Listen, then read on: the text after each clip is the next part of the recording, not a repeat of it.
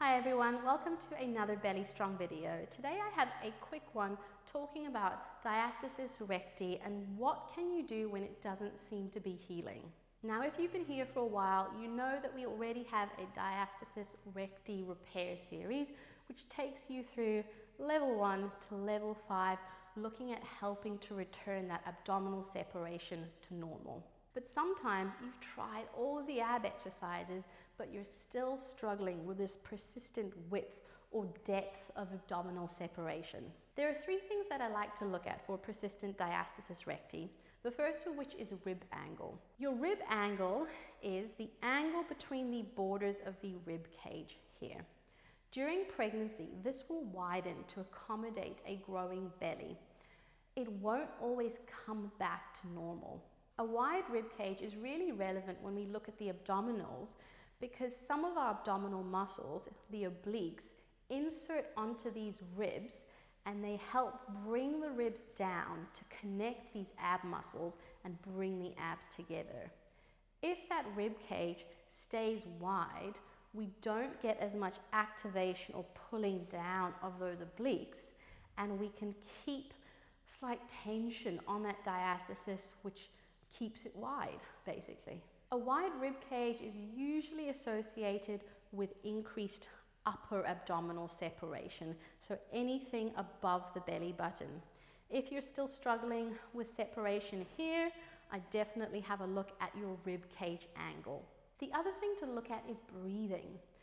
Our core is made up of the diaphragm, the pelvic floor, and the abdominal muscles as they wrap around the body. If you think about breathing as we inhale, this core should expand a little. We should get that belly moving forwards, our ribs moving up and out or back and out to the sides as those abdominals extend a bit on every inhale. If we have tension through any of these areas, so most commonly back, if we cannot get that breath moving into the back, or pelvic floor, if you have a really tight pelvic floor and we cannot get that breath moving down, the breath is going to be most commonly forced to go forwards. That's when we're looking at chronic belly breathers. So belly breathing can be really great for a lot of things, but if on a deep breath, only your belly is moving, we don't get any expansion out to the sides or out to the back, that chronic belly breathing is going to be stretching those abdominal tissues and the fascia in the front and can make your diastasis recti really persistent, or you can struggle to get that tension back because it's just chronically under load and being pushed out as you breathe. The last thing to touch on is pelvic positioning. How our pelvis is positioned has a big effect on what is happening through the abdominals. For instance, if our pelvis is tipped forwards, what happens here is that the lower abdominals become quite lengthened and possibly weak. The glutes will also lengthen. That can sometimes come with deep glute tightness, which can cause a lot of other things.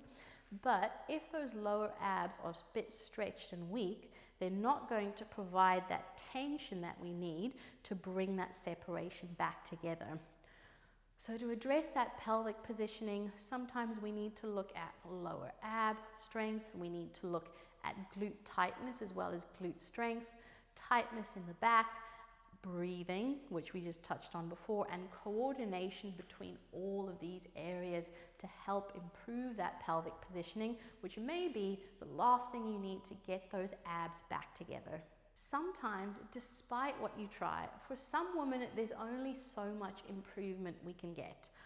I am one of those. Before pregnancy, I had a 1-finger separation. It's now 2 years after my last baby, and I still have a 1.5 finger, sometimes 2, depending on what I'm doing, separation between those abs, no matter what I've tried. And unfortunately for me, I think that's going to be it. However, I can still function how I need to function. I can do the workouts that I enjoy.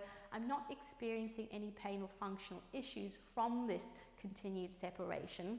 So we can have functional recovery even if the separation itself doesn't get back to that absolutely normal or pre-pregnancy state.